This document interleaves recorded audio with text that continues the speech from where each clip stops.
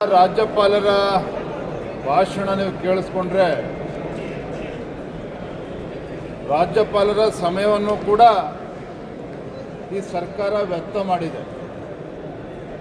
ನೋಡಿ, ಭಾಷಣ ಅವ್ರ ಮಾತುಗಳನ್ನು ಎಲ್ಲಿಂದ ಪ್ರಾರಂಭ ಆಗ್ತದೆ ಅಂತ ಹೇಳಿದ್ರೆ, ರಾಜ್ಯದ ಅಭಿವೃದ್ಧಿಯ ವೇಗವನ್ನು ಚುರುಕುಗೊಳಿಸುವುದರಲ್ಲಿ ಮತ್ತು ಸರ್ಕಾರದ ಹಣಕಾಸಿನ ವ್ಯವಸ್ಥೆಯನ್ನು ಇನ್ನಷ್ಟು ಸದೃಢಗೊಳಿಸುವಲ್ಲಿ ಯಶಸ್ವಿಯಾಗಿದೆ ಅಂಥೇಳಿ ಹಸಿ ಸುಳ್ಳನ್ನು ಈ ಕಾಂಗ್ರೆಸ್ ಸರ್ಕಾರ ರಾಜ್ಯಪಾಲರ ಬಾಯಲ್ಲಿ ಹೇಳಿಸಿರ್ತಕ್ಕಂಥದ್ದು.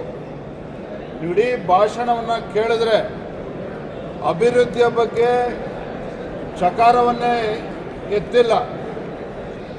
ಪೂರ್ಣ ಭಾಷಣದಲ್ಲಿ ಆದೇಶ ಹೊರಡಿಸಲಾಗಿದೆ, ಕ್ರಮ ಕೈಗೊಳ್ಳಲಾಗುತ್ತದೆ, ಸ್ಥಾಪಿಸಲಾಗುತ್ತದೆ, ಉದ್ದೇಶಿಸಿದೆ, ಈ ರೀತಿ ಭಾಷೆಯನ್ನು ಪ್ರಯೋಗ ಮಾಡಿದ್ದಾರೆ ಹೊರತು ಎಲ್ಲೂ ಕೂಡ ಕ್ರಮವನ್ನು ಕೈಗೊಂಡಿದ್ದೇವೆ, ಅಭಿವೃದ್ಧಿಯನ್ನು ಮಾಡಿದ್ದೇವೆ ಯಾವ ವಿಚಾರವೂ ಕೂಡ ರಾಜ್ಯಪಾಲರ ಭಾಷಣದಲ್ಲಿ ಪ್ರಸ್ತಾಪ ಆಗಿಲ್ಲ. ಯಾವುದೇ ರೀತಿಯ ಅಂಕಿಅಂಶಗಳನ್ನು ಕೂಡ ನೀಡಿಲ್ಲ ಅಂತಕ್ಕಂಥದ್ದು ಸ್ಪಷ್ಟವಾಗಿದೆ. ಅಂದರೆ ಕಳೆದ 2 ವರ್ಷದಲ್ಲಿ ಈ ಕಾಂಗ್ರೆಸ್ ಸರ್ಕಾರ ಬಂದ ಮೇಲೆ ಅಭಿವೃದ್ಧಿನೇ ಆಗದೇ ಇದ್ದಾಗ ಯಾವ ರೀತಿ ಅಭಿವೃದ್ಧಿಗೆ ವೇಗವನ್ನು ಕೊಟ್ಟಿದ್ದಾರೆ ಅನ್ನೋದನ್ನು ಮುಖ್ಯಮಂತ್ರಿಗಳು ಮುಂದಿನ ದಿನದಲ್ಲಿ ಹೇಳಬೇಕಾಗ್ತದೆ. ಒಂದೇ ಮಾತಲ್ಲಿ ಹೇಳೋದಾದರೆ, ರಾಜ್ಯದ ಅಭಿವೃದ್ಧಿಯ ವಿಚಾರದಲ್ಲಿ ಈ ಸರ್ಕಾರದ ನಟ್ಟು ಬೋಲ್ಟು ಎರಡೂ ಕೂಡ ಸಡಿಲಾಗಿದೆ ಅಂತಕ್ಕಂಥದ್ದು ಸ್ಪಷ್ಟ. ಅಭಿವೃದ್ಧಿಯ ವಿಚಾರದಲ್ಲಿ ನಟ್ಟು ಬೋಲ್ಟ್ ಎಲ್ಲವೂ ಕೂಡ ಲೂಸ್ ಆಗಿದೆ.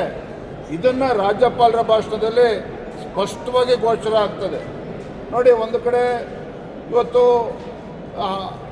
ಹೈನುಗಾರಿಕೆಗೆ ಪ್ರೋತ್ಸಾಹ ಧನವನ್ನು ಕೊಡ್ತಕ್ಕಂಥ ವಿಚಾರವನ್ನು ಪ್ರಸ್ತಾಪ ಮಾಡಿದ್ದಾರೆ. ಸಾವಿರಾರು ಕೋಟಿ ಇನ್ನೂ ಕೂಡ ಹಳೆ ಪ್ರೋತ್ಸಾಹ ಧನ ಕೊಡಬೇಕು, ಇನ್ನೂ ಕೂಡ ಹಾಗೆ ಉಳಿಸ್ಕೊಂಡಿದ್ದಾರೆ. ಇವತ್ತು ಪ್ರಾದೇಶಿಕ ಸಮತೋಲನದ ಬಗ್ಗೆ ಮಾತನಾಡ್ತಾ 90,000 ಕೋಟಿಯನ್ನು ಖರ್ಚು ಮಾಡ್ತಾ ಇದ್ದೀವಿ ಅಂತ ಹೇಳಿದ್ದಾರೆ. ಎಷ್ಟು ಕೋಟಿ ಮೀಸಲಿಟ್ಟಿದ್ದಾರೆ, ಎಷ್ಟು ಖರ್ಚಾಗಿದೆ ಕಳೆದ 2 ವರ್ಷದಲ್ಲಿ, ಅದನ್ನು ಕೂಡ ಹೇಳಬೇಕಲ್ಲ. ಹಾಗಾದರೆ ಇವತ್ತು ಅಭಿವೃದ್ಧಿ ಬಗ್ಗೆ ಚಕಾರನೂ ಕೂಡ ಎತ್ತುತ್ತಾ ಇಲ್ಲ, ಅಭಿವೃದ್ಧಿ ಬಗ್ಗೆ ಚಿಂತನೆ ಇಲ್ಲ. ಇವತ್ತು ಬಡವರೆಲ್ಲರೂ ಕೂಡ ಬೀದಿಗೆ ಬರ್ತಕ್ಕಂಥ ಸನ್ನಿವೇಶ ನಿರ್ಮಾಣ ಆಗಿದೆ. ಮುಂದೆ ಬರದ ವಿಚಾರ ಯಾವ ರೀತಿ ನಿರ್ವಹಿಸ್ತಾರೆ ಅಂತಕ್ಕಂಥ ಯೋಜನೆಗಳು ಕೂಡ ಇವರಿಲ್ಲ.